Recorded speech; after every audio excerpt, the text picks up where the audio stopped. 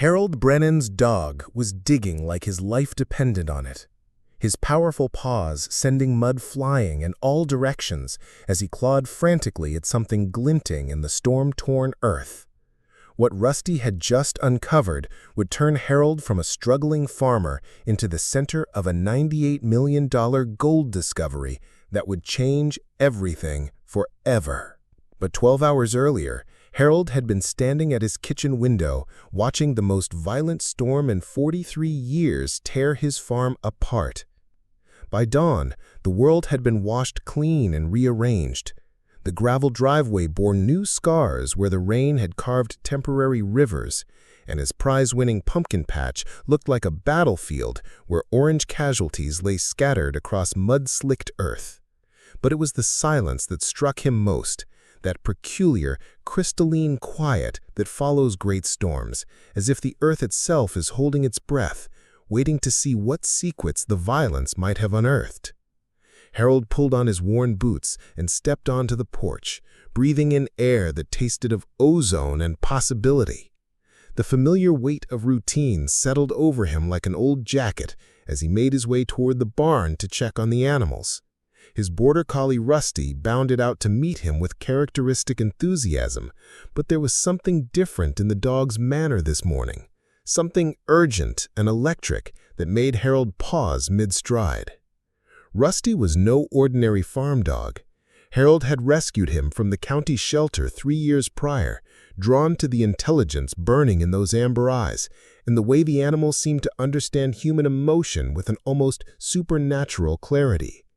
Rusty had proven to be worth his weight in gold, a phrase that would later take on a meaning Harold could never have imagined. Herding sheep with precision, alerting to dangers, and providing companionship during the long, solitary hours that farm life demanded. But this morning, Rusty wasn't interested in his usual routine. Instead, heading toward the sheep pen or the chicken coop, he bolted toward the eastern edge of the property, where the storm had left its most dramatic signature. Harold followed, his curiosity piqued by the dog's behavior. Rusty moved with purpose, his nose low to the ground, following some invisible trail that only he could detect. The eastern field had been transformed. Where once neat rows of winter wheat had stood like green soldiers, now the earth lay exposed and raw, carved by torrents of water that had found new paths to the creek below. Trees that had stood for decades lay uprooted, their massive root systems creating crater-like depressions in the soil. It was near one of these natural excavations that Rusty suddenly stopped, his entire body quivering with excitement. "What is it, boy?" Harold called out, his voice carrying across the scarred landscape. But Rusty was already digging, his powerful paws sending clods of dark earth flying behind him with mechanical precision. This wasn't the playful digging of a dog burying a bone or chasing a mole. This was something else entirely, focused, determined, almost frantic in its intensity. Harold approached slowly, his farmer's eye taking in the scene with practiced observation. The soil here was different from the rest of his property, darker, richer, with an almost metallic sheen that caught the early morning light in unusual ways. Rusty's digging had revealed something that made Harold's breath catch in his throat, a glint of something that definitely wasn't supposed to be there, something that sparked and gleamed despite being caked with mud. He knelt beside the hole, his weathered hands trembling slightly as he reached for what appeared to be a small, irregularly shaped nugget. The moment his fingers closed around it, he knew his life had just changed forever. The weight of it was unmistakable, the heft that spoke of density and value. Gold, real, honest-to-God gold, sitting in his palm like a piece of captured sunlight. "Jesus Christ!" he whispered, his voice barely audible above the gentle morning breeze. Rusty looked up at him with those knowing amber eyes, tail wagging as if to say, "I told you so." The dog immediately returned to digging, his enthusiasm undiminished, as if he understood the magnitude of what they'd discovered. Harold's mind raced as he examined the nugget more closely. It was roughly the size of a marble, pitted and scarred by time and elements, but undeniably genuine. He'd grown up hearing stories from his grandfather about the old mining days when prospectors had scoured every creek and hillside in the county, searching for precious metals. Those days were supposed to be long gone, relegated to history books and tourist attractions. Yet here he was, holding proof that the earth still kept its secrets, still hoarded its treasures beneath the surface. The implications began to sink in slowly. Everything was about to change. Rusty had dug down nearly 2 feet now, his enthusiasm showing no signs of waning. In fact, the deeper he went, the more excited he became. Harold could see more glints in the disturbed earth, more pieces of the puzzle that was slowly revealing itself. He found himself holding his breath as he watched his dog work, afraid that speaking too loudly or moving too quickly might somehow break the spell, might cause this impossible dream to evaporate like morning dew. The sun climbed higher, painting the devastated landscape in shades of gold that seemed almost prophetic now. Harold realized he needed to make some decisions, and quickly. Word traveled fast in a small farming community, and it wouldn't be long before neighbors came by to check on storm damage and offer help with cleanup. The last thing he needed was an audience for this discovery, at least not until he understood what he was dealing with. He stood up slowly, his knees protesting the sudden movement, and looked around the property with new eyes. How much gold was down there? Was it just a few scattered nuggets, or was there something more substantial? The storm had revealed this much. What else might be hidden beneath the familiar fields he'd walked for decades? "Come on, boy," he called to Rusty, who was still digging with single-minded determination. "We need to get some proper tools." The dog looked up reluctantly, dirt caked on his muzzle, but he seemed to understand the wisdom of a strategic retreat. They'd found something incredible, but this was just the beginning. As they walked back toward the farmhouse, Harold's mind churned with possibilities and fears in equal measure. The nugget felt heavy in his pocket, not just from its physical weight, but from the burden of decision it represented. This discovery could save his farm, could secure his family's future for generations, but it could also destroy everything he'd built, everything he'd worked for if he handled it wrong. The phone was already ringing as he stepped onto the porch, and Harold realized that the storm might have been just the first act in a drama that was about to engulf not just his farm, but his entire world. Rusty sat beside him, still vibrating with excitement, as if he knew that they'd just crossed a threshold from which there would be no return. In his pocket, the gold nugget caught the morning light streaming through the kitchen window, and Harold Brennan understood that his life, as he'd known it, was over. What came next would test everything he believed about luck, greed, community, and the price of dreams coming true in the most unexpected ways possible. If you're enjoying this incredible story of unexpected discovery, please take just 30 seconds to like this video and subscribe for more amazing true stories that will keep you on the edge of your seat. The phone call that shattered Harold's fragile morning calm came from his neighbor, Martha Hendricks, her voice crackling with the particular brand of excitement that small-town gossips reserves for genuine catastrophe. "Harold, honey, are you all right over there? I saw the damage from the road. That old oak of yours took a real beating. Tom and I were thinking of coming by with the tractor to help clear some of the debris." Her words carried the weight of 40 years of neighborly tradition, the unspoken covenant that bound rural communities together through seasons of plenty and hardship alike. Harold's hand tightened around the phone receiver, the gold nugget in his pocket suddenly feeling like it weighed 1,000 pounds. "That's real kind of you, Martha, but I think I can handle it. Might take me a few days to assess everything properly." He could hear the strain in his own voice, the careful modulation of someone trying too hard to sound normal. "Well, you just holler if you need anything. Tom's got his chainsaw all gassed up and ready to go."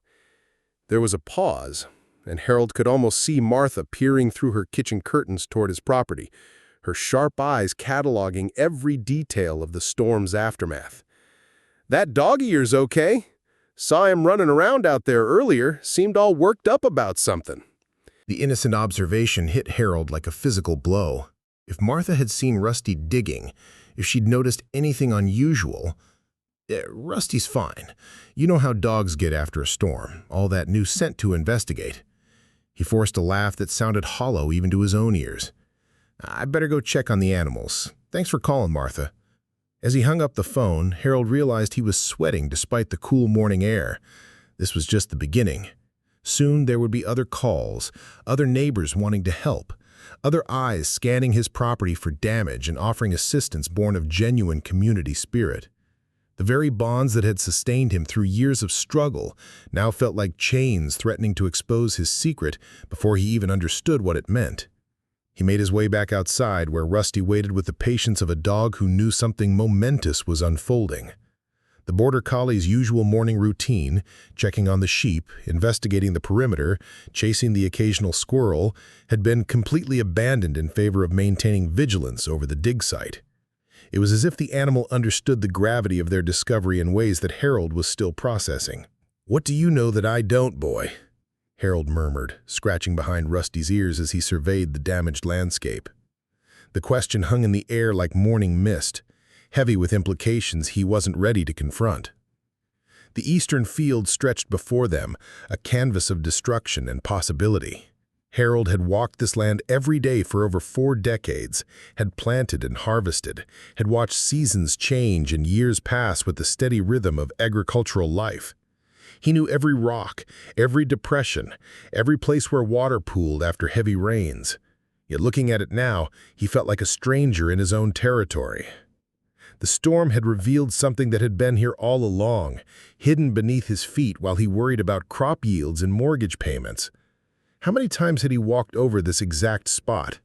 How many times had he cursed the rocky soil that made plowing difficult, never suspecting that those rocks might contain the solution to every financial problem he'd ever faced? Harold pulled a small notebook from his shirt pocket, the same one he used to track cattle breeding schedules and feed costs, and began sketching a rough map of the area. If there was gold here, he needed to understand the scope of it before anyone else got involved.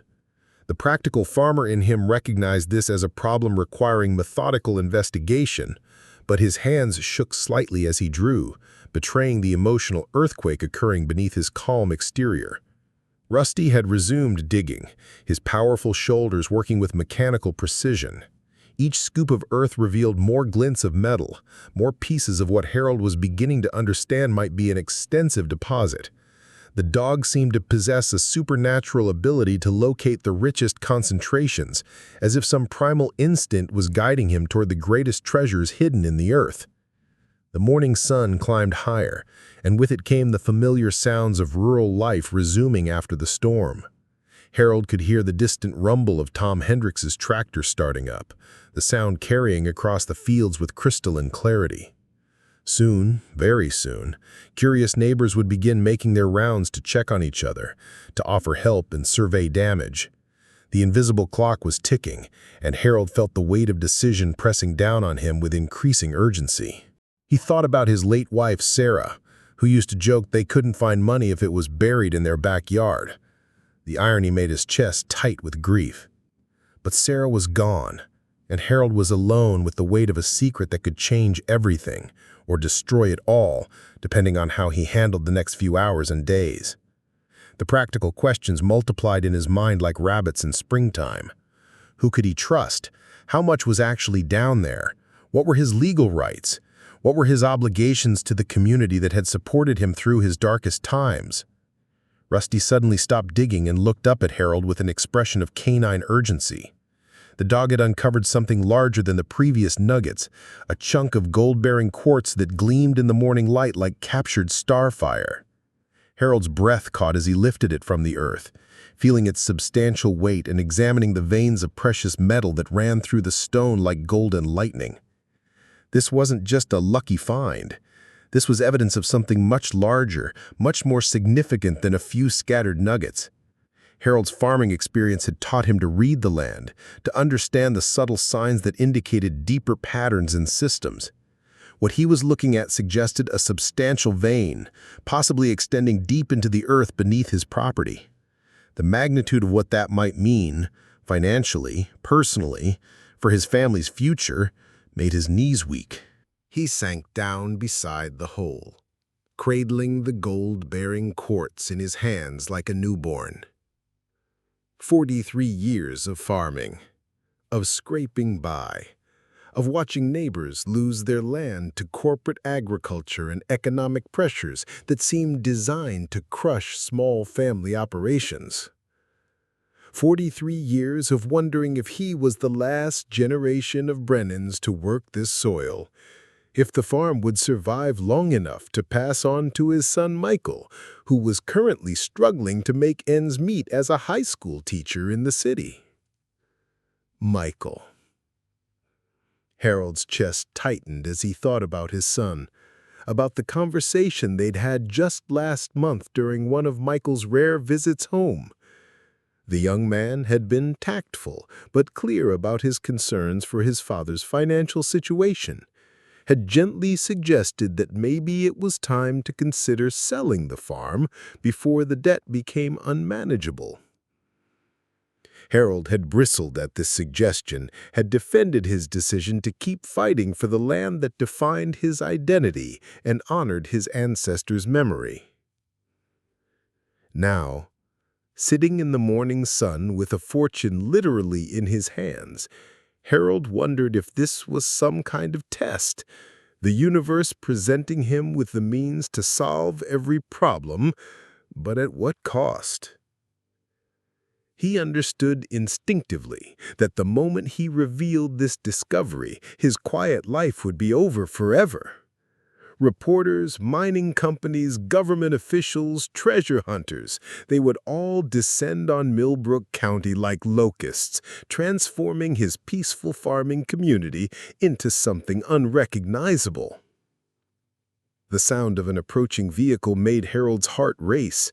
He quickly pocketed the gold-bearing quartz and stood up, brushing dirt from his knees as Martha Hendricks's familiar blue pickup truck turned into his driveway. Rusty immediately positioned himself between Harold and the approaching vehicle, his body language protective and alert. "Damn," Harold muttered under his breath. He'd been so absorbed in processing his discovery that he'd lost track of time.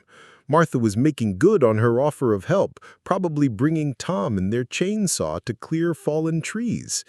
In about 2 minutes, he would be making polite conversation while sitting on the biggest secret of his life. He walked toward the approaching truck with measured steps, forcing his expression into something resembling normalcy. Rusty followed, but kept glancing back toward the dig site as if worried about leaving their treasure unguarded. Harold understood the feeling completely. "Mornin', Martha, Tom," he called out as the truck came to a stop near the farmhouse.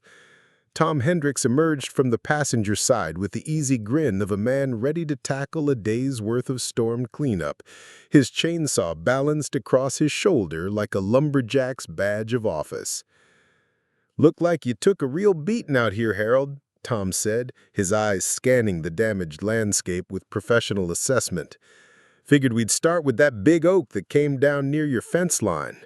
Saw it from the road. Must have been quite a sound when she fell." Harold nodded, grateful for the neutral territory of storm-damage discussion. "Woke me right up, that's for sure. Sounded like the world was ending." He could feel the weight of the gold in his pocket, could sense Rusty's barely contained excitement, could practically hear the ticking of an invisible clock counting down to the moment when everything would change. "Well, let's get to work then," Martha said briskly, pulling on work gloves with the efficiency of a woman who'd spent 60 years managing farm crises. "Many hands make light work, as my grandmother always said." As they walked toward the fallen oak, Harold caught sight of the eastern field and the disturbed earth where Rusty had been digging. From a distance, it just looked like more storm damage, another scar left by nature's violence. But Harold knew better. He knew that beneath that innocent-looking patch of soil lay the answer to prayers he'd been afraid to voice, the solution to problems that had kept him awake countless nights over the past 2 years. The irony wasn't lost on him. Here were his neighbors, offering freely of their time and energy to help him recover from what they assumed was simply another setback in a farmer's endless struggle against the elements. They had no idea they were about to help him conceal evidence of a discovery that could make him the richest man in the county. The weight of that knowledge settled over Harold like a heavy blanket, warm and suffocating at the same time. As Tom fired up his chainsaw and began cutting through the fallen oak, Harold found himself studying the faces of his friends and neighbors with new eyes, wondering how they would react when they learned the truth. Would they be happy for his good fortune? Would they feel betrayed by his secrecy? Would they demand a share of something that had been hidden beneath his land all along? Rusty stayed close to Harold's side throughout the morning, his usual friendly demeanor replaced by a watchful alertness that didn't go unnoticed by their visitors. "That dog of yours sure is acting strange today," Martha observed during a water break, wiping sweat from her forehead with the back of her hand. "Almost like he's guarding something."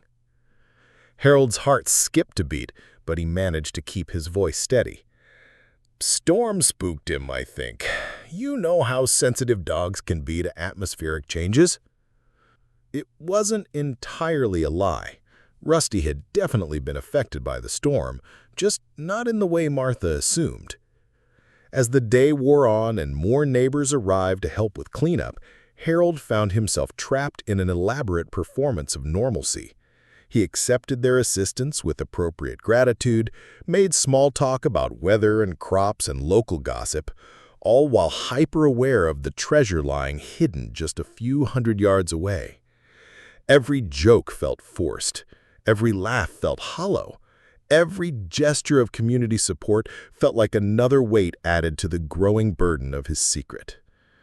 By late afternoon, when the last of the neighbors finally headed home, Harold was emotionally exhausted.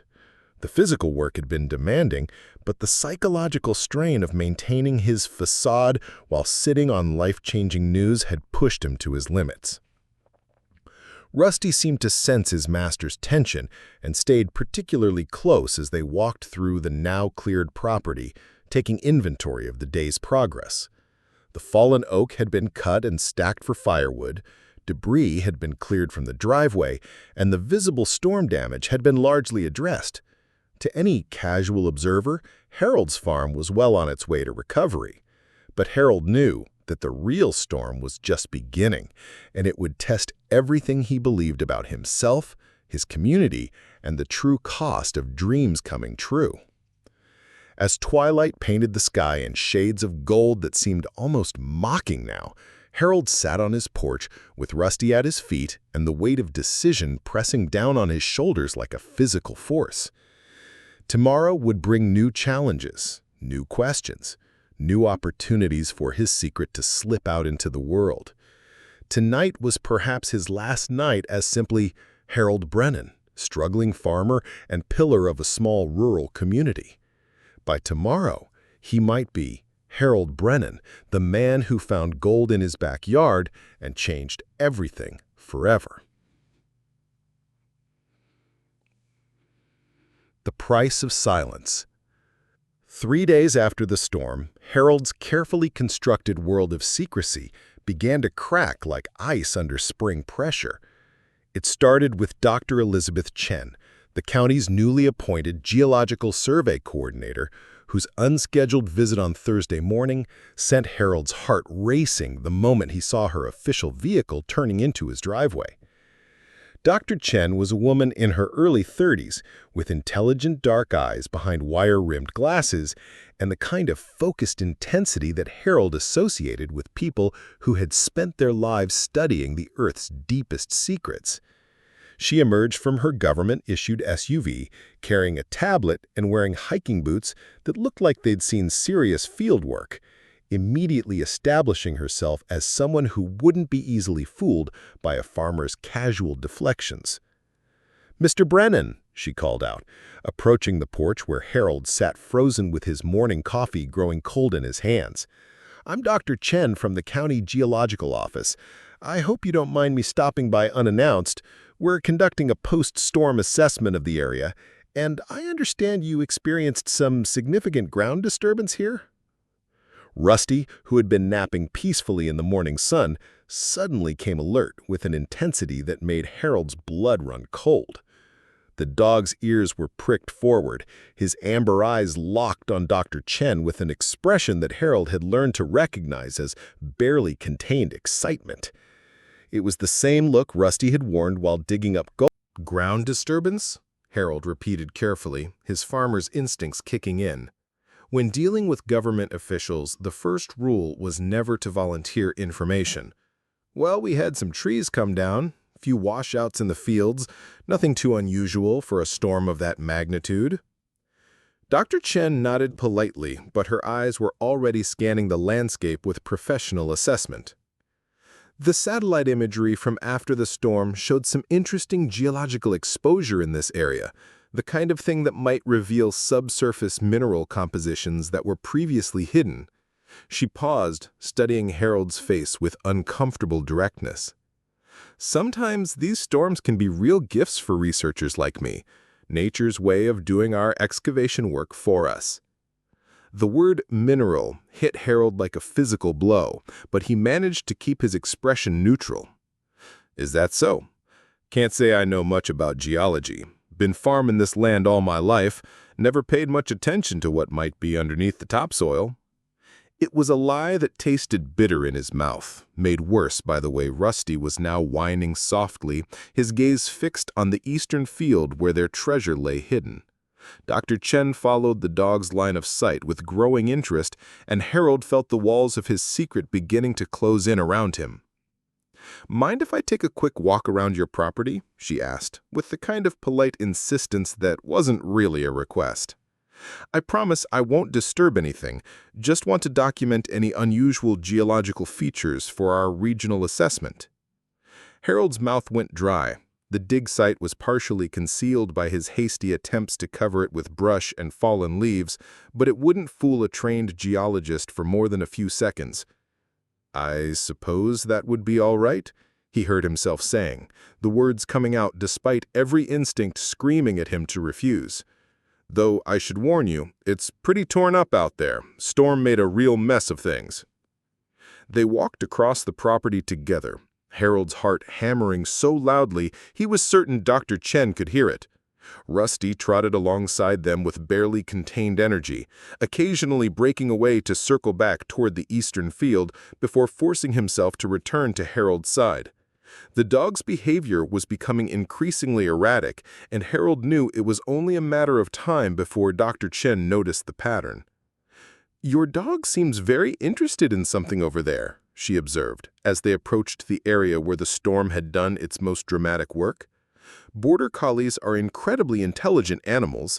Sometimes they pick up on things we humans miss." Harold's laugh sounded forced even to his own ears. "Rusty's been acting strange ever since the storm. Think all that electrical activity in the air got him worked up. You know how sensitive animals can be to atmospheric changes." Dr. Chen nodded absently, but her attention was now focused on the landscape itself. Harold watched with growing dread as her trained eye took in the details that he'd been hoping to keep hidden. The unusual coloration of the soil in certain areas, the specific pattern of erosion that had exposed rock formations, the way the storm water had carved channels that revealed cross-sections of earth composition that had been buried for centuries. "This is fascinating," she murmured, kneeling to examine a section of exposed bedrock. "The mineral stratification here is quite unusual for this region. We're primarily looking at sedimentary deposits laid down during the Paleozoic era, but there are definitely some intrusive formations that suggest much more complex geological activity." Harold understood perhaps 1 word in 3 of what she was saying, but he grasped enough to know that Dr. Chen was seeing things that could lead her directly to his secret. His palms were sweating despite the cool morning air, and he found himself unconsciously calculating the distance between where they stood and the hastily concealed dig site. "These kinds of formations," Dr. Chen continued, standing and brushing soil from her hands, are often associated with hydrothermal activity, ancient hot springs, volcanic intrusions, that sort of thing. The kind of geological processes that can concentrate heavy minerals in very specific locations. The word heavy minerals made Harold's knees weak. He was rapidly approaching the point where he would have to make a decision that would determine the course of the rest of his life.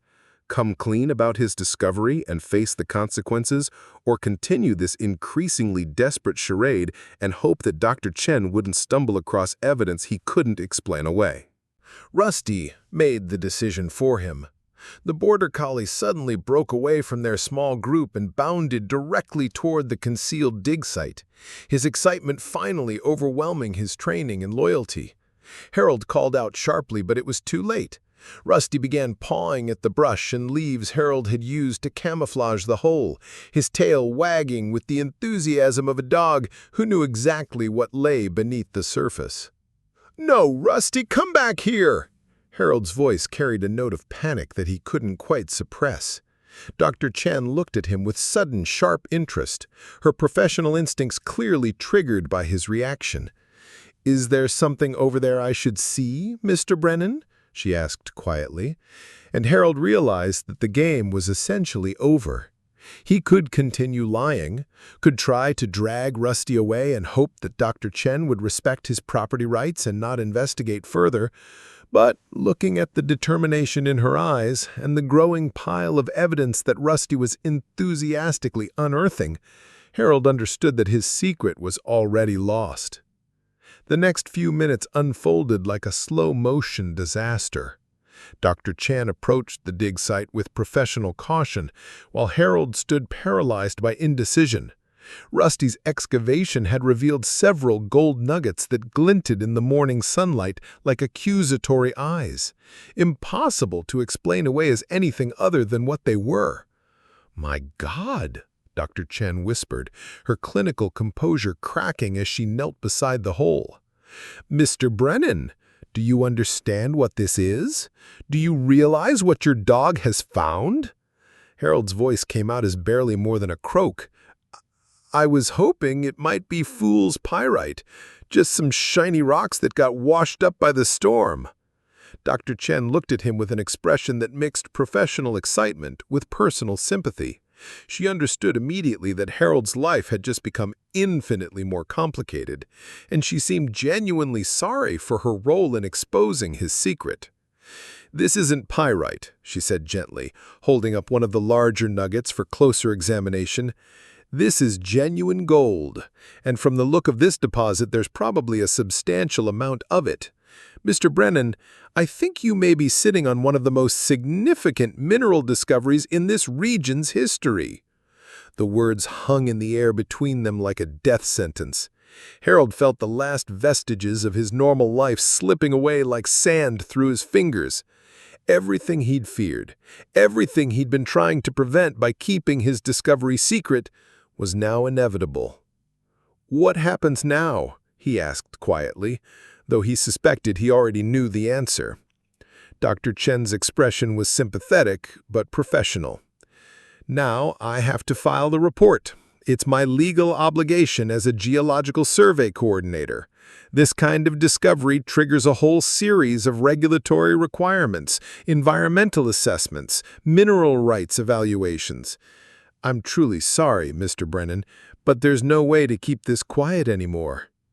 Harold sank down onto a fallen log, feeling suddenly older than his 61 years old.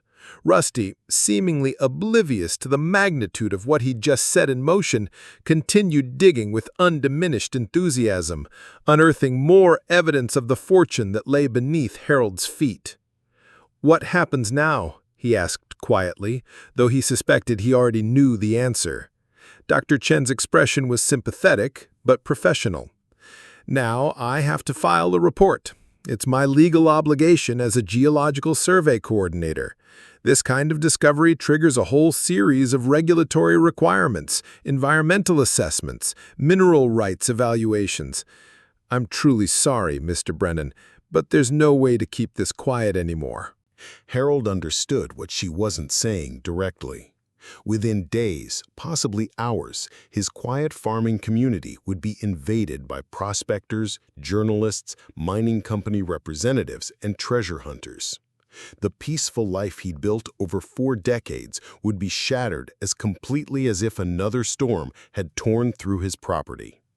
"Is there anything I can do to control how this gets handled?" he asked, grasping for some sense of agency in a situation that felt completely beyond his influence. Dr. Chen's response was measured and professional, but Harold could see genuine concern in her eyes. "You'll want to contact a lawyer immediately, someone who specializes in mineral rights law. Make sure you understand exactly what you own and what your obligations are. You should also probably think about security for your property. Once word gets out, you're going to have people showing up here looking to stake claims or just satisfy their curiosity." The practical implications began cascading through Harold's mind like dominoes falling in sequence. Legal fees, security costs, media attention, government oversight, mining company negotiations, environmental assessments, tax implications. The simple act of finding gold on his own land was about to become a full-time job requiring expertise he didn't possess and resources he wasn't sure he could afford. "There's one more thing," Dr. Chen added carefully. "The preliminary field assessment I'm seeing here suggests this could be a very substantial deposit. The geological formations, the distribution pattern, the quality of the specimens your dog has uncovered, this isn't just a few scattered nuggets. This could be a major commercial discovery." Harold looked up at her sharply. "How major?" "I can't give you exact numbers without proper surveys and core samples, but based on what I'm seeing here—" She paused, choosing her words carefully. "Let's just say that if this deposit extends as far underground as the surface evidence suggests, we could be talking about tens of millions of dollars in recoverable gold." The number hit Harold like a physical blow. Tens of millions. Enough money to solve not just his own financial problems, but to transform the entire economic landscape of Millbrook County.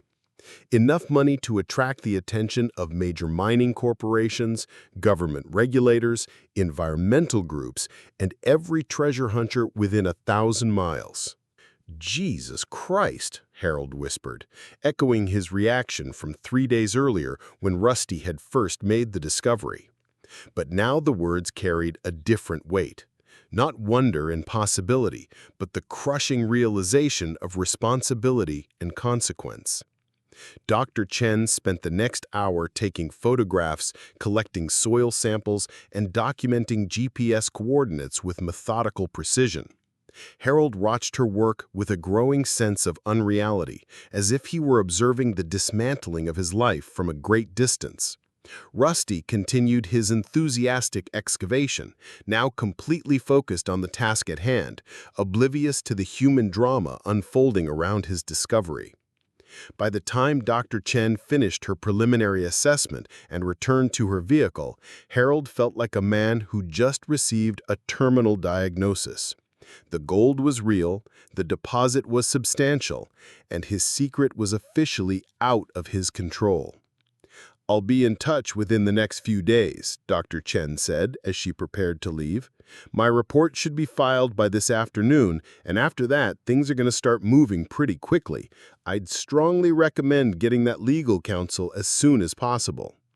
As her SUV disappeared down the driveway, Harold remained sitting on the fallen log, staring at the hole that Rusty had expanded into a crater nearly 4 feet across.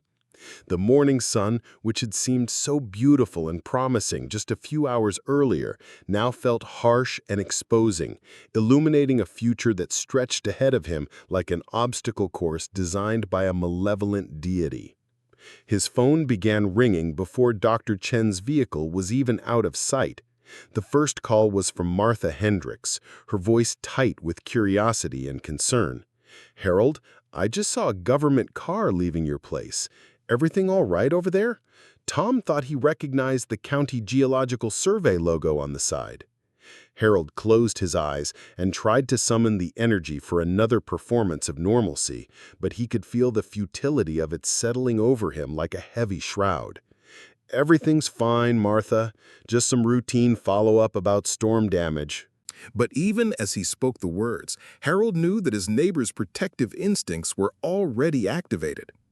In a rural community, the appearance of government officials was always a cause for concern, and news traveled with the speed of a prairie fire. By evening, everyone within a 10-mile radius would know that something significant was happening on the Brennan farm. The second call came 20 minutes later from his son Michael in the city. "Dad, I just got a weird call from Mom's cousin Janet. She said Martha Hendricks called her about government people being at the farm. What's going on?" Harold's heart clenched as he heard the worry in his son's voice. Michael had already lost his mother. The thought of losing the family farm that represented his heritage and identity would be devastating. But how could Harold explain that the farm was probably safe now, safer than it had ever been, but that everything else was about to change in ways that neither of them could imagine? "It's complicated, son," Harold said finally. "I think you'd better come home this weekend. There's some things we need to talk about face to face."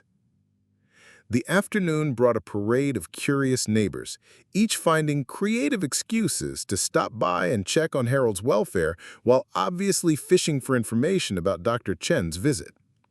Harold found himself trapped in an exhausting series of conversations where he tried to provide enough information to satisfy their concern without revealing the magnitude of what was actually happening.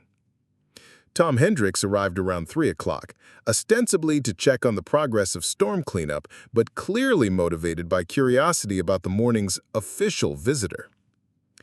"Martha said you had some kind of geological survey woman here. Hope there's nothing wrong with the foundation of your house or the well water." Harold almost laughed at the innocuous nature of Tom's concerns. Foundation problems and water contamination. Those were the kinds of issues that country people worried about when government geologists showed up. None of them would have imagined that the real issue was a gold deposit that could transform their entire region. "Nothing like that," Harold assured him. "Just routine documentation of storm-related geological changes. Apparently, they do it after all the major weather events." But Tom's experienced eye was already scanning the eastern field, taking in details that Harold hadn't considered. The disturbed earth around Rusty's excavation site, the unusual amount of digging for a dog who'd never shown much interest in that kind of behavior. The way Harold himself seemed jumpy and distracted, constantly glancing toward that particular area of the property. "That dog of yours sure has been busy," Tom observed casually. "Never knew Rusty to be much of a digger before this week." The comment hit Harold like ice water. If Tom, who'd known Rusty since Harold first brought him home from the shelter, had noticed the change in the dog's behavior, then other people would notice too. The secret that Harold had been desperately trying to protect was leaking out through a dozen small details that he couldn't control or conceal. As evening approached and the last of the curious neighbors finally headed home, Harold found himself alone with Rusty and the crushing weight of knowledge that tomorrow would bring challenges he wasn't prepared to face. Dr. Chen's report would be filed, triggering a cascade of official attention that would transform his quiet farm into the center of a gold rush that could rival the historic strikes of the 19th century. He sat on his porch as twilight painted the sky in shades that reminded him uncomfortably of precious metal, trying to process the magnitude of what lay ahead. Legal battles over mineral rights, environmental impact studies, media attention that would turn his private life into public spectacle. The possibility that the farm he'd fought so hard to preserve might be taken from him through eminent domain or forced partnership arrangements with mining companies. But perhaps most frightening of all was the realization that the man he'd been for 61 years, Harold Brennan, struggling farmer and pillar of a tight-knit rural community, might not survive the transformation that was about to engulf him. Wealth on the scale that Dr. Chen had suggested didn't just change your financial situation, it changed your identity, your relationships, your place in the world. Rusty settled beside him on the porch steps, finally tired after his day of enthusiastic excavation. The dog seemed completely content, as if he'd accomplished exactly what he'd set out to do. Harold scratched behind his ears and wondered if Rusty understood what he'd started, if dogs could grasp concepts like consequence and irony. "What had we done, boy?" Harold murmured into the gathering darkness. "What had we gotten ourselves into?" The night air carried the familiar sounds of rural evening, distant cattle lowing, the whisper of wind through damaged trees, the soft hoot of an owl beginning its nightly hunt. All of it felt precious now, like a way of life that was about to become a memory. Tomorrow would bring lawyers and reporters, mining engineers and government officials, treasure hunters and curiosity seekers. The invasion had already begun with Dr. Chen's visit. Now it was just a matter of scale and timing. Harold closed his eyes and tried to imagine explaining all of this to Sarah, tried to picture what she would say about the impossible situation that had fallen into their laps 3 days after her death. She would have reminded him that every gift came with a price, that fortune and misfortune were often 2 sides of the same coin. She would have helped him think through the implications, would have provided the steady wisdom that he desperately needed now. But Sarah was gone, and Harold was alone with the weight of a discovery that could make him the richest man in the county and destroy everything he'd spent his life building. As he sat in the darkness with Rusty at his side, Harold Brennan understood that the storm had been just the beginning. The real tempest was about to begin, and he wasn't sure he possessed the strength to weather what was coming. The golden truth. The phone call that changed everything came at 5:47 a.m. on Friday morning, jarring Harold from the first decent sleep he'd managed since Dr. Chen's visit. The voice on the other end belonged to James Morrison, editor of the Millbrook County Herald, and his words hit Harold like a sledgehammer to the chest.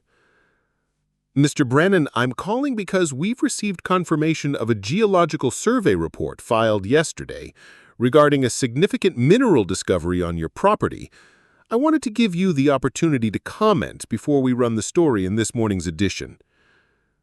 Harold's blood turned to ice. "Story? What story?"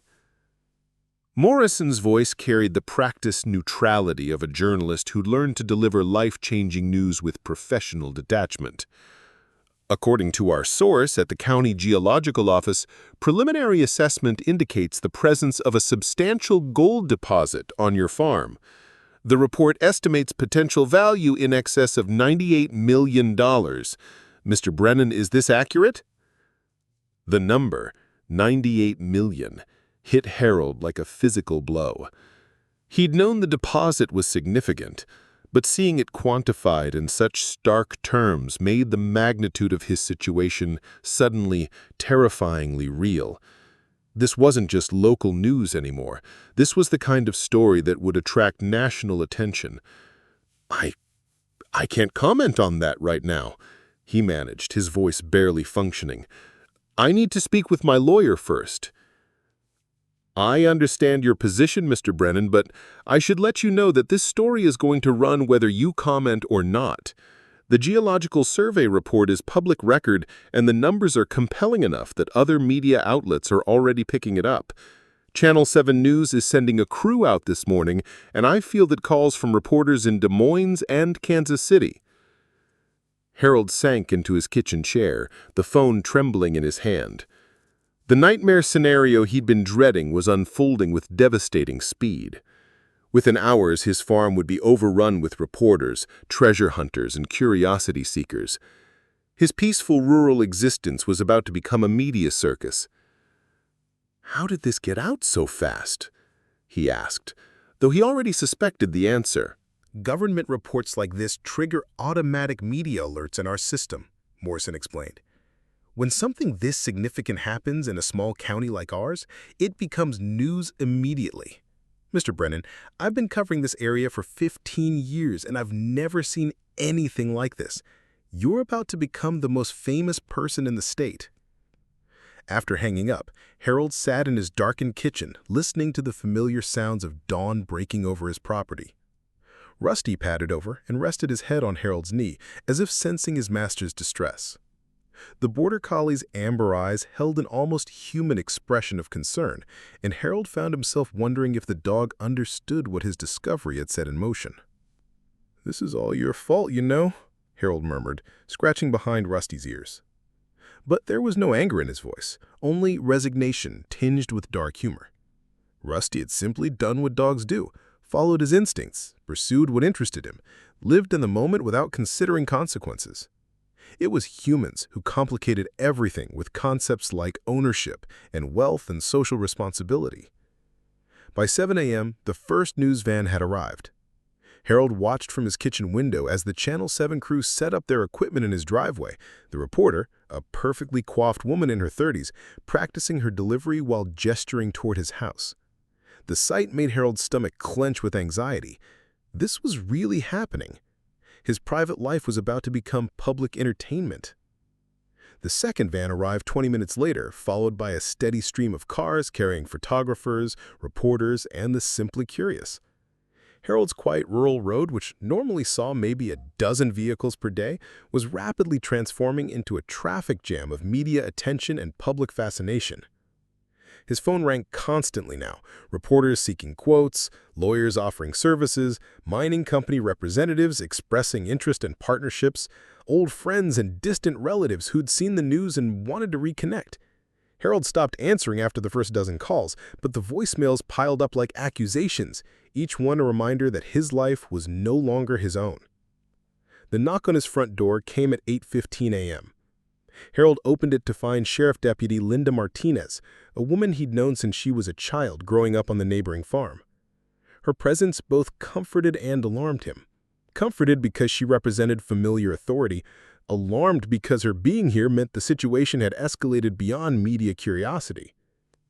"Morning, Harold," Linda said, her tone professional but sympathetic. "I'm here because we've got a situation developing that's going to require some crowd control. The county's asked me to coordinate security for your property until we can figure out a more permanent solution." Harold stepped onto his porch and surveyed the chaos that had erupted around his normally peaceful farm. Cars lined the road as far as he could see, people with metal detectors were walking along his fence line, and at least 3 news crews were broadcasting live reports from his driveway. It looked like a festival had spontaneously materialized on his property, except the mood was predatory rather than celebratory. "This is insane," Harold said quietly. "Yesterday I was worried about paying the mortgage. Today I can't leave my own house." Linda nodded sympathetically. "It's going to get worse before it gets better. Word's spreading on social media now, and we're getting reports of people driving in from 3 states away. Some of them are harmless treasure hunters and curiosity seekers, but others," she paused, choosing her words carefully, "others might be more problematic. You need to think seriously about security, Harold. This kind of money brings out all kinds of people." The implication hit Harold like cold water. He'd been so focused on media attention and legal complications that he hadn't considered the possibility of actual physical danger. But Linda was right. $98 million is the kind of fortune that could motivate desperate people to desperate actions. "What do you recommend?" he asked, feeling suddenly vulnerable and exposed. Short term, we can post a deputy here to keep people off your property.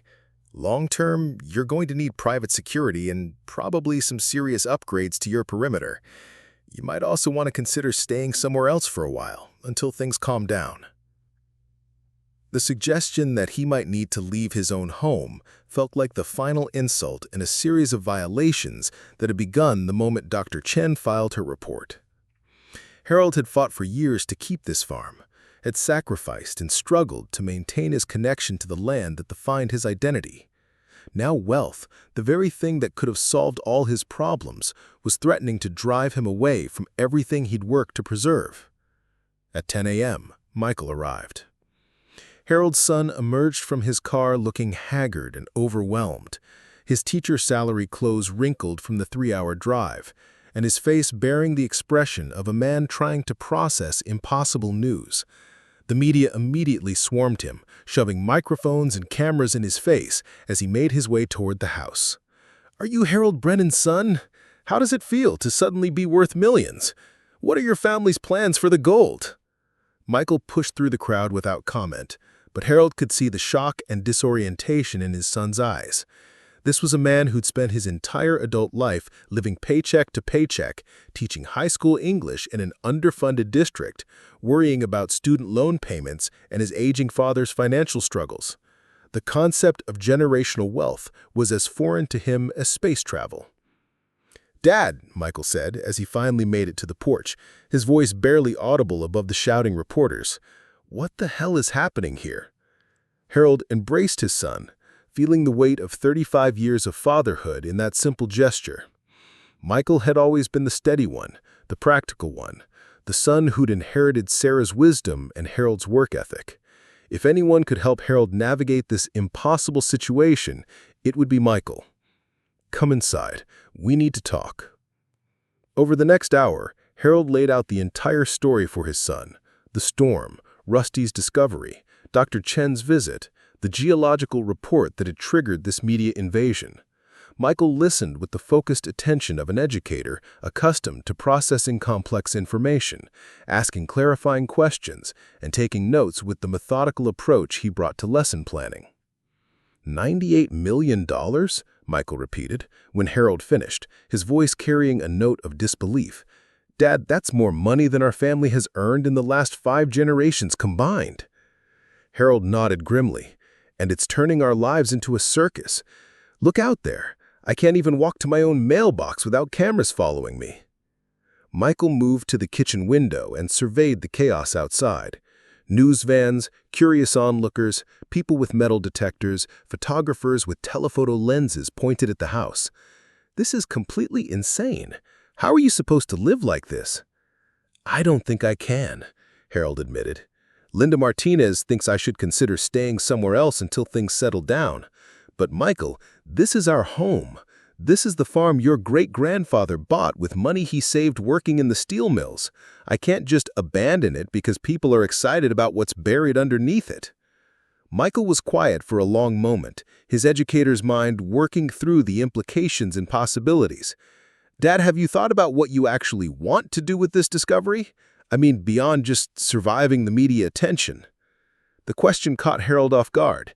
He'd been so focused on managing the immediate crisis that he hadn't really considered the long-term implications of his newfound wealth. What did he want? Financial security, certainly, the ability to pay off the mortgage and ensure the farm's survival, but beyond that? "I honestly don't know. 3 days ago, I was worried about making next month's payment to the bank. Now people are telling me I'm sitting on a fortune that could buy the entire bank. I don't even know how to think about numbers that big." Michael nodded thoughtfully. Maybe that's the place to start, not with the money itself, but with what the money could accomplish. What would Mom have wanted us to do with this kind of opportunity? The mention of Sarah hit Harold like a gentle blow, bringing tears to his eyes. His wife had always been the dreamer in their relationship, the one who saw possibilities where Harold saw only problems. She talked about establishing a scholarship fund someday, about helping young people from farming families get college educations. She dreamed of turning part of their land into a conservation area, protecting the creek and the old-growth trees that had been there since before the first settlers arrived. "She would have wanted us to help people," Harold said quietly.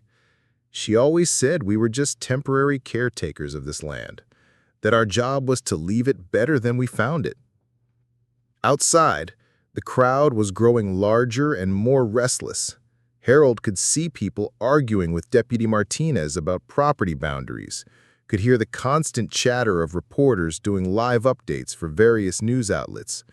The peaceful farm that Sarah had loved was being transformed into something unrecognizable, and Harold felt a growing sense of urgency to regain control of the situation.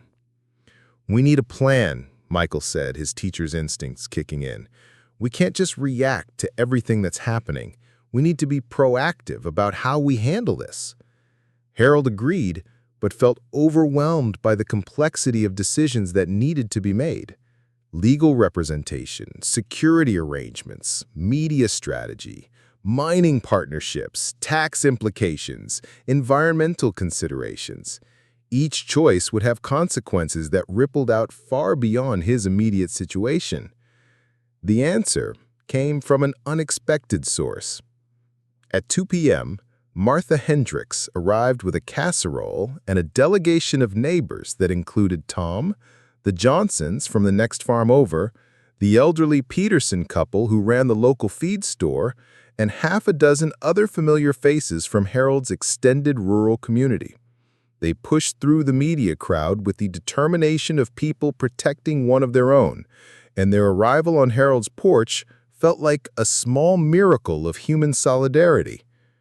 "Harold Brennan," Martha announced in her no-nonsense voice, "we need to talk." What followed was the most important conversation of Harold's life. "This discovery doesn't just affect you," Tom pointed out. "It affects all of us. Property values, tourism, employment opportunities, environmental impact. The whole character of Millbrook County is about to change." Eleanor Johnson, whose family had farmed adjacent land for 60 years, leaned forward with the intensity of someone who thought deeply about the implications. "The question is whether that change happens to us or with our involvement. Harold, you've got an opportunity here to influence how this plays out, but only if you approach it strategically."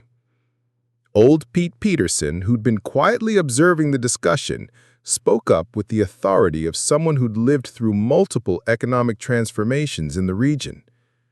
"I remember when the interstate highway came through in the 70s, changed everything about how people lived and worked around here. Some folks fought it, some folks ignored it, and some folks figured out how to make it work for the community. Guess which group ended up better off?" The parallel was clear, and Harold began to understand that his neighbors weren't just here to offer support. They were here to help him recognize that his discovery represented an opportunity for collective benefit, not just personal enrichment. "What are you suggesting?" Harold asked. Martha's response was characteristically direct. "We're suggesting that you don't have to handle this alone. This community has supported you through every crisis you faced since Sarah died. Now you're in a position to support the community in return." Over the next 2 hours, an extraordinary plan began to take shape. Harold would establish a community foundation that would manage the gold discovery for the benefit of not just his family, but the entire region. Local residents would have priority for employment in any mining operations. A percentage of the profits would fund infrastructure improvements, educational programs, and environmental conservation efforts. The foundation would ensure that the wealth generated by the discovery stayed in the community rather than flowing to outside corporate interests. "It's not just about the money," Michael observed as the discussion wound down. "It's about maintaining the character of this place while adapting to new realities." Harold felt a weight lifting from his shoulders as the plan solidified. For the first time since Rusty's discovery, he could see a path forward that honored both his family's needs and his community's values.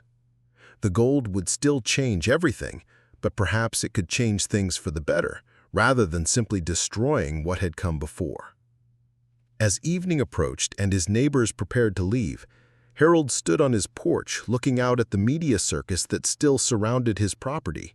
But now, instead of feeling like a victim of circumstances beyond his control, he felt like a man with a mission. Tomorrow would bring new challenges, new decisions, new opportunities to shape the future rather than simply endure it. Rusty settled beside him on the porch steps, finally calm after a day of excitement and confusion. The border collie seemed to sense that something fundamental had shifted, that the chaos of discovery was beginning to resolve into something more purposeful and sustainable. "Good work, boy," Harold murmured, scratching behind the dog's ears. I think you might have done more than find gold. I think you might have helped us find ourselves." The golden truth, Harold realized, wasn't just about the treasure buried beneath his land. It was about the recognition that true wealth came from community, from shared purpose, from the understanding that individual good fortune was meaningless unless it served something larger than personal enrichment. As darkness fell over Millbrook County, Harold Brennan sat on his porch and began planning for a future that would honor both the gift that lay beneath his feet and the people who'd stood beside him when everything changed. The harvest of gold.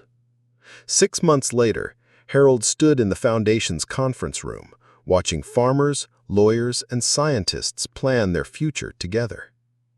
The journey from chaos to this moment of purposeful collaboration had neither been simple nor painful.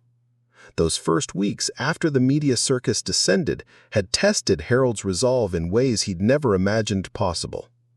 Death threats from people who believed he was hiding treasure that belonged to the American people. Legal challenges from distant relatives claiming inheritance rights to mineral deposits they'd never known existed. Corporate lawyers representing mining conglomerates who arrived with briefcases full of contracts promising instant wealth in exchange for exclusive extraction rights.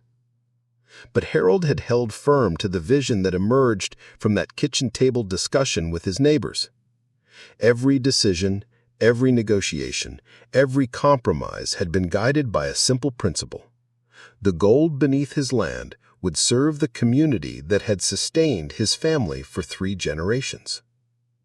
"The environmental impact assessment is complete," announced Dr. Sarah Whitfield, the lead environmental scientist whom the Foundation had hired to ensure responsible extraction. "I'm pleased to report that our modified mining approach will actually improve watershed conditions compared to current agricultural runoff patterns." Harold nodded with satisfaction that went deeper than mere approval. The woman sharing her report bore the same name as his late wife, a coincidence that he'd initially found unsettling, but had grown to see as a sign of blessing. This Dr. Sarah brought the same combination of practical wisdom and idealistic vision that his Sarah had embodied, ensuring that their gold mining operation would heal the land rather than scar it. The mining itself had begun 3 months earlier, but it bore no resemblance to the destructive strip mining operations that Harold had feared. Instead, they'd implemented a selective extraction process that worked with natural geological formations, removing gold-bearing ore through carefully engineered tunnels that minimized surface disruption. The mining equipment was state-of-the-art, designed for precision rather than volume, operated by local residents who'd been trained in sustainable extraction techniques. Production figures for this quarter show we're exceeding projected yields while staying well within environmental parameters, reported James Morrison, the former newspaper editor who'd broken the original story and now served as the Foundation's communications director. More importantly, we're maintaining the production schedule that allows for gradual community development rather than boom-and-bust economics. Harold smiled at the irony of James's transformation from the journalist who'd shattered his privacy to the man now protecting his community's interests. But that evolution reflected the broader changes that had swept through Millbrook County as residents adapted to their new reality with characteristic rural pragmatism. Michael cleared his throat from his position at the head of the table, his role as Foundation president still feeling surreal to Harold even after months of watching his son navigate complex negotiations with mining corporations, environmental groups, and government regulators. The education initiatives are showing remarkable success. Scholarship applications for the fall semester are up 300%, and we funded agricultural engineering programs at 12 universities specifically for students from rural communities. The scholarship program had been Sarah's dream made manifest, and Harold felt her presence strongly whenever they discussed the young people whose lives were being transformed by educational opportunities that the gold had made possible. Farm kids who'd never imagined attending college were now studying sustainable agriculture, renewable energy systems, and environmental restoration techniques that would benefit rural communities across the region. Housing development is on schedule as well, added Martha Hendricks, who'd accepted the role of community development coordinator with characteristic efficiency. The affordable housing project will provide homes for 60 families with priority given to local residents and mining employees. Construction is providing employment for 47 people from the county, and we're using locally sourced materials wherever possible. The housing project represented one of Harold's proudest achievements. Rather than allowing the gold discovery to drive up property values and displace longtime residents, the foundation had proactively developed affordable housing that maintained the community's economic diversity. Young families could now afford to stay in Millbrook County instead of migrating to cities in search of economic opportunity. Tom Hendricks spoke up from his position overseeing agricultural initiatives. The Sustainable Farming Pilot Program is exceeding all expectations.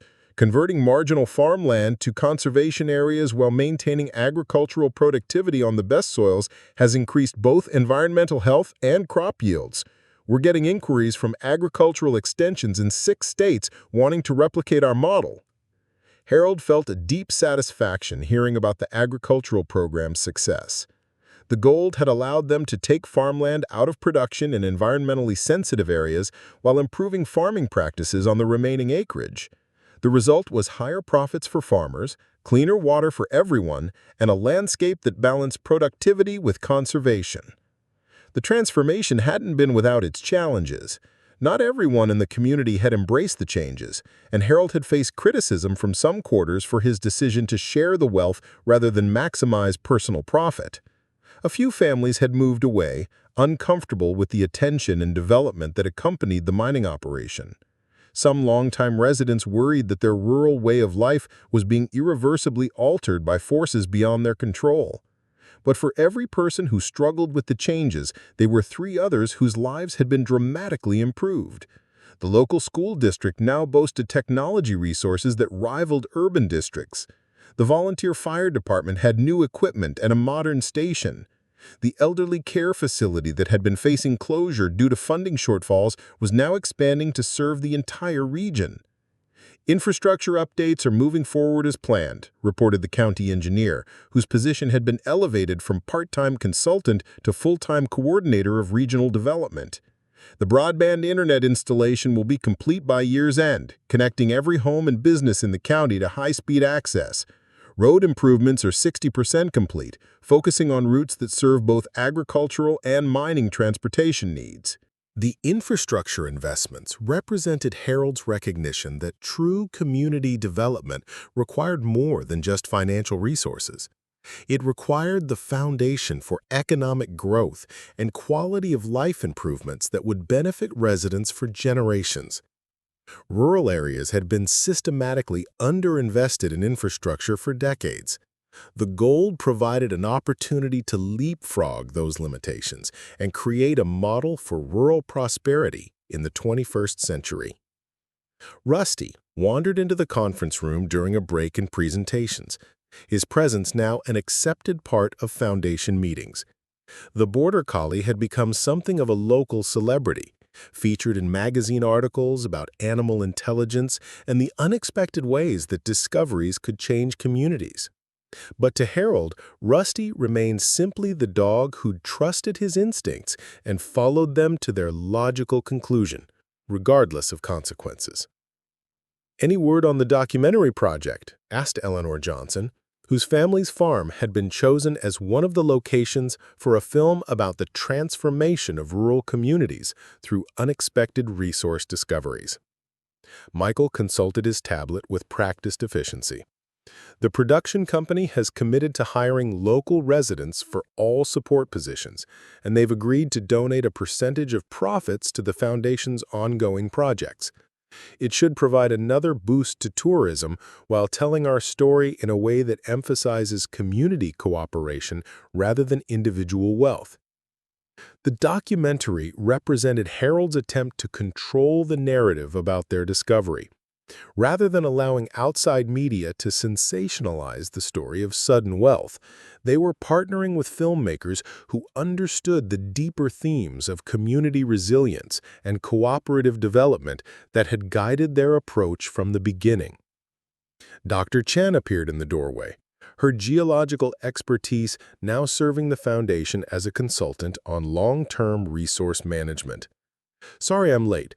I wanted to share the results of the deep core sampling we completed last week. Harold tensed slightly, remembering his first encounter with Dr. Chen and how her professional assessment had shattered his hopes of keeping the discovery secret. But over the months, she'd become one of the Foundation's most valuable advisors, helping them understand not just the scope of their mineral wealth, but how to extract it responsibly. The good news is that the deposit extends deeper and wider than our original estimates suggested, Dr. Chen continued. The challenging news is that full extraction will require more sophisticated techniques and longer timelines than we initially projected. Harold found himself oddly relieved by the news. A larger deposit meant greater long-term security for the Foundation's programs, but slower extraction meant they could maintain their careful approach to community development without being overwhelmed by sudden wealth. "What's the revised timeline for full extraction?" asked Michael. 15 to 20 years, assuming we maintained current production rates and environmental standards, Dr. Chen replied. That should provide steady revenue streams for community development while avoiding the boom and bust cycles that have destroyed other mining communities. The extended timeline felt perfect for Harold. Rather than a sudden windfall that could destabilize their community, they would have 2 decades of sustained development opportunity. Young people could plan careers knowing that economic opportunities would be available locally. Infrastructure investments could be planned and implemented systematically. Environmental restoration could proceed at a pace that allowed ecosystems to adapt and recover. As the meeting concluded and participants began gathering their materials, Harold found himself reflecting on the journey that had brought them to this moment. The terrified farmer who'd tried to hide a handful of gold nuggets had evolved into a community leader, overseeing a complex operation that balanced economic development with environmental stewardship and social responsibility. Dad, Michael approached as the conference room emptied. I wanted to talk to you about something that came up in the board meeting yesterday. Harold tensed slightly. The Foundation's board meetings sometimes involved decisions that required delicate balancing of competing interests, and he'd learned to read the subtle signs that indicated challenging conversations ahead. The University Extension Office has proposed establishing a research center here, Michael continued. They want to study our model of community-controlled resource development as a template for other rural areas facing economic challenges. The proposal intrigued Harold. The idea that their approach could be replicated in other communities, that the lessons they'd learned through trial and error could benefit farmers and rural residents elsewhere, appealed to his sense of service and legacy. What would that involve? Harold asked. Basically, they'd establish a permanent research facility here, document our processes and outcomes, and develop training programs for communities in similar situations. It would bring additional employment opportunities and position Millbrook County as a center for innovative rural development.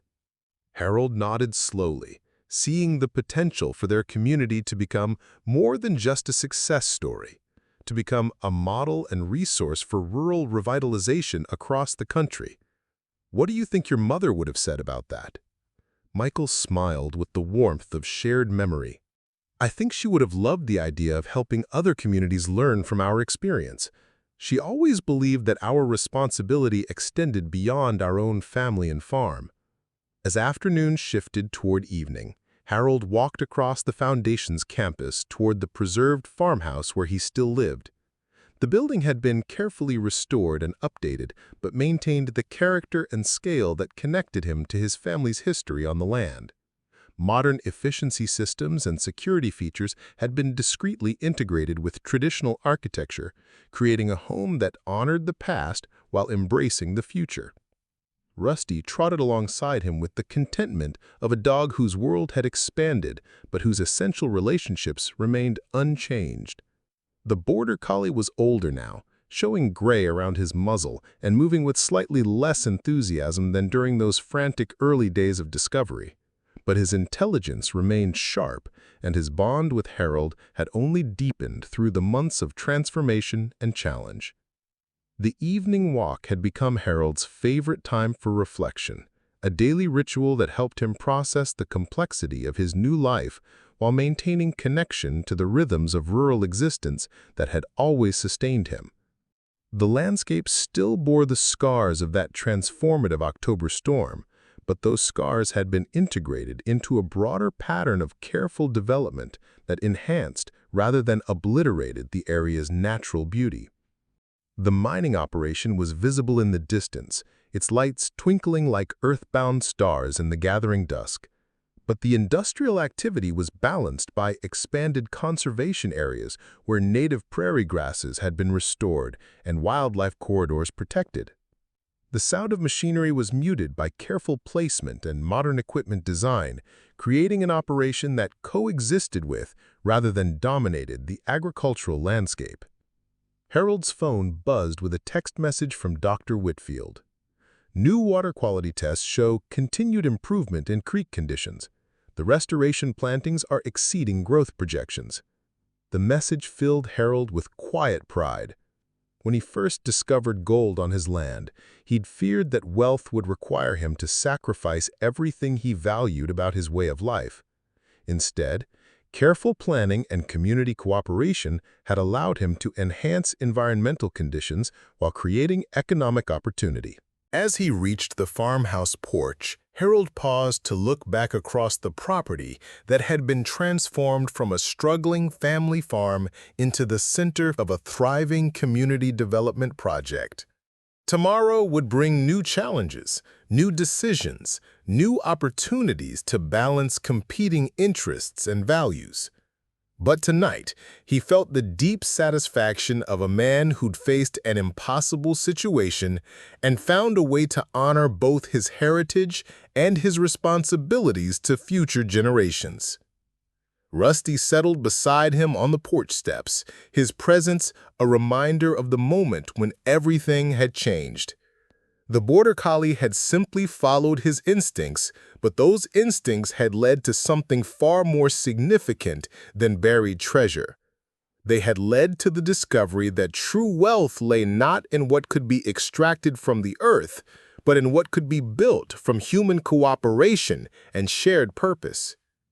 "Good boy," Harold murmured, scratching behind Rusty's ears as stars appeared in the darkening sky. "Good boy." In the distance, the lights of the Foundation headquarters glowed against the horizon, representing the transformation of his individual discovery into collective opportunity. The gold was still there, still valuable, still capable of funding decades of community development. But its greatest worth lay not in its market value, but in its capacity to demonstrate that even the most disruptive changes could be channeled toward constructive ends when approached with wisdom, patience, and commitment to the common good. Harold Brennan had found gold in his backyard, but he discovered something far more precious in the process: the understanding that true legacy was measured not in wealth accumulated, but in communities strengthened and futures secured for generations yet to come. Full circle. 5 years after the storm that changed everything, Harold Brennan sat on his porch watching his granddaughter Emma play with Rusty in the front yard, their laughter mixing with the late afternoon breeze that carried the scent of restored prairie wildflowers across his transformed land. The border collie moved more slowly now, his muzzle completely gray and his once powerful legs requiring careful navigation of the porch steps, but his devotion to the children who visited remained as steadfast as his loyalty to Harold had always been. Emma was 7 years old, Michael's daughter, born 2 years after the discovery when their parents had finally felt secure enough financially to start a family.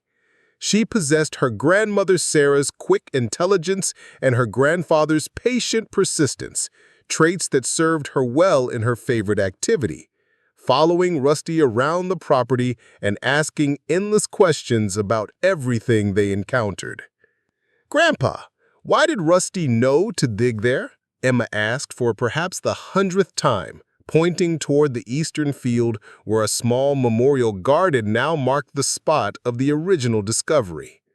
The question never lost its magic for Harold, carrying as it did the eternal human fascination with the moment when everything changes.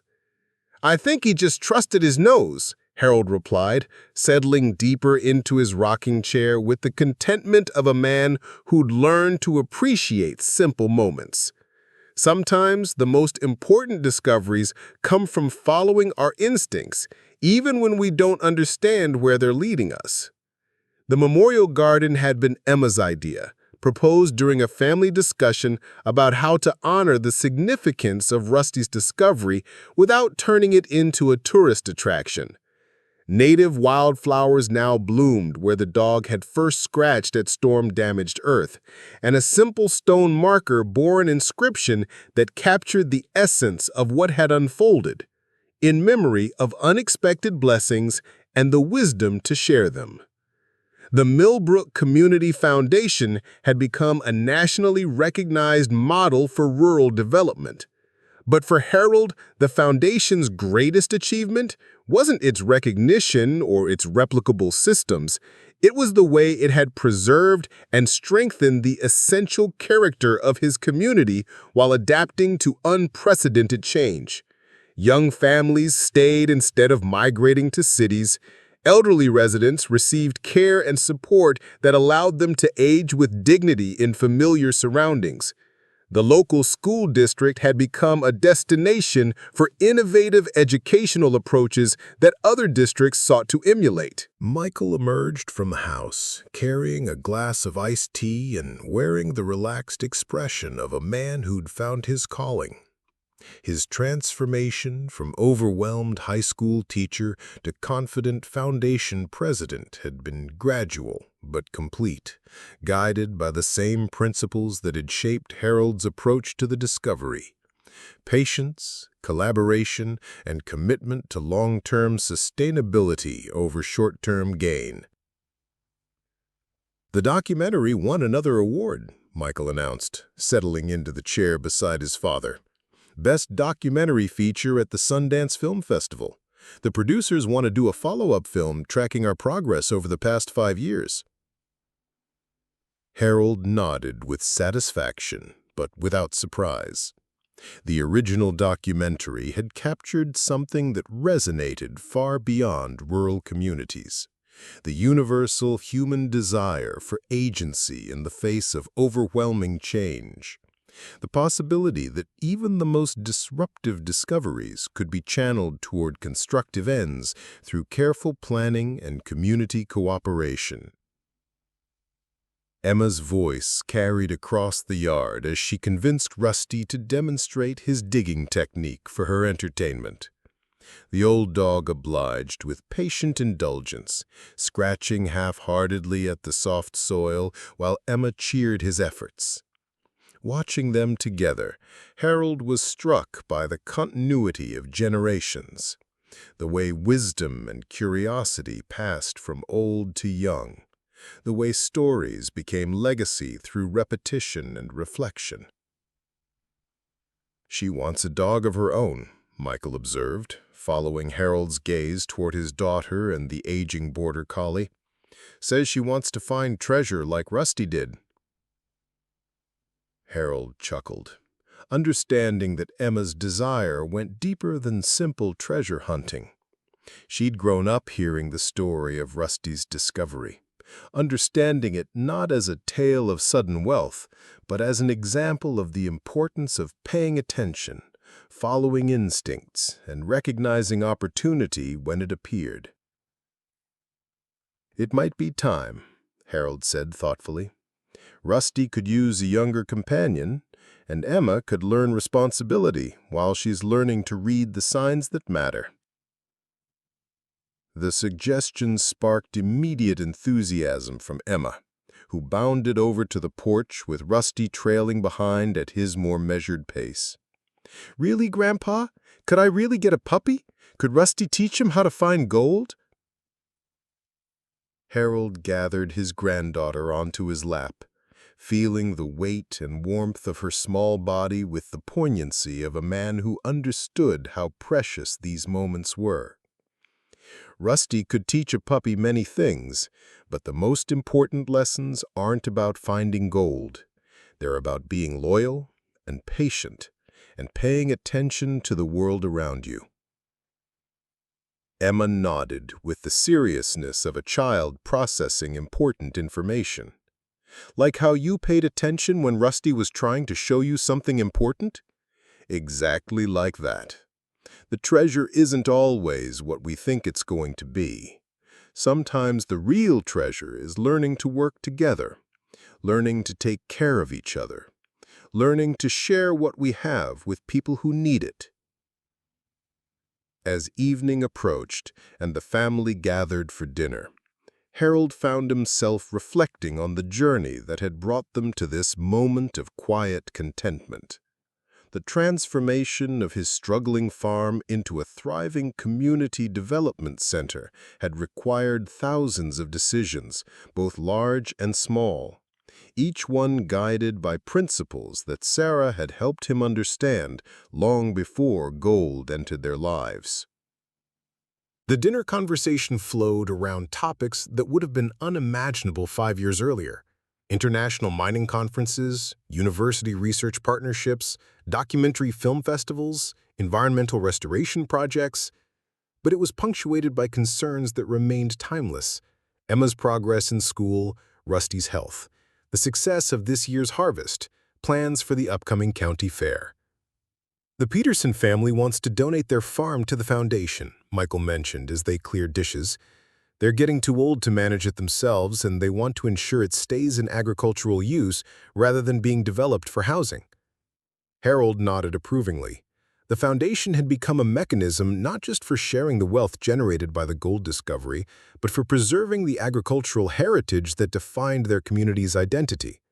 By accepting donations of farmland and managing it sustainably, they could ensure that future generations would inherit landscapes that balanced development with conservation.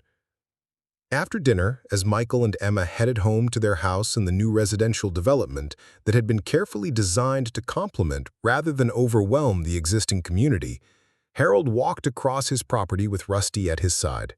The evening ritual had evolved over the years, but its essential purpose remained constant: a time for reflection, for gratitude, for connection to the land that had given his family so much. The mining operation was barely visible now, its lights dimmed and its operations conducted with such care that wildlife had actually increased in the area. Deer grazed peacefully near the extraction sites, and the creek that had once been degraded by agricultural runoff now ran clearer than it had in decades. Harold paused at the memorial garden where Emma and Rusty had played earlier, looking down at the simple stone marker that commemorated the moment when everything changed. The inscription caught the last light of sunset, reminding him of the choice he'd made to share unexpected blessings rather than hoard them. His phone buzzed with a text message from Martha Hendricks, who was traveling with a delegation to rural communities in 3 other states that were implementing their development model. Day 2 of consultations going well. Amazing how many communities are facing similar challenges and opportunities. The message filled Harold with quiet pride. The principles they'd developed through trial and error in Millbrook County were now helping communities across the country navigate their own discoveries and developments. The Foundation's methodology had been codified into training programs, policy recommendations, and best practices guidelines that were being studied and implemented from coast to coast. As he made his way back toward the farmhouse, Harold caught sight of lights in the Foundation headquarters, where researchers and staff members often worked late into the evening on projects that ranged from environmental restoration to rural economic development. The grain elevator that had been converted into their offices had become a symbol of adaptive reuse and thoughtful development, honoring agricultural heritage while serving contemporary needs. Rusty settled on his favorite spot on the porch, his breathing slightly labored, but his spirits clearly content.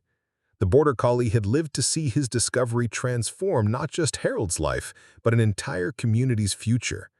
In dog years, he was ancient now, but his legacy would endure in the Foundation's work, in the stories that Emma would tell her own children, in the understanding that sometimes the most important discoveries come from simply paying attention to what our instincts are trying to tell us. Harold sat beside his faithful companion, scratching behind the graying ears that had once been sharply pointed with youthful alertness. "You did good, boy. You did really good," he murmured into the gathering darkness.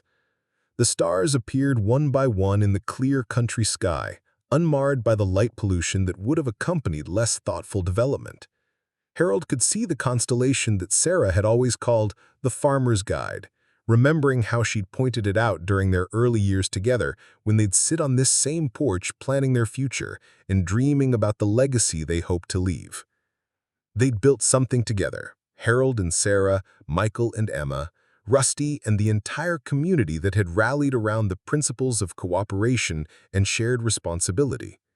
The gold had made it possible, but the real treasure lay in the understanding that individual good fortune was meaningless unless it served something larger than personal enrichment. Tomorrow would bring new challenges, new opportunities, new decisions that would shape the Foundation's future and the community's development.